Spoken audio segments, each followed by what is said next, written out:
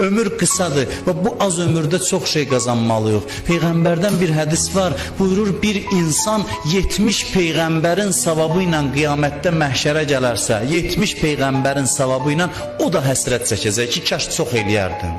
Hədisdə var, bir insan doğulandan ölənə qədər üzü üstə Allah yolunda sürüsünlər onu o yana bu yana, 70 il yaşasın, bütün ömrü üzü üstündə torpaq üstə sürüsünlər, öləndən sonra o da deyəcək, kaş çox əziyyət çəkərdim. Burada başa düşmürük. Qiyamətdə buyurur, hamı həsrət çəkəcək. Peyğəmbərlər də, hər bir insan ki, kaş çox eləyərdim. Ömür çox qısadır. Bu fürsətdə biz əbədiyyət qazanmalıyıq. Çarəsi odur ki, gündə 15 dəqiqə namazda əbədiyyət qazanasan. Ona görə deyiblər, hər dəqiqə öz əlindədir. Bunun hamısını neymətə çevir, əzaba çevir ya da əldən ver. Ömür elə bir sərmayədir. Birinə verirsən, bu qədər sənə sərmayə verirəm, ticarətdə var. Bunu artır. İndi nə qədər artıra bilir?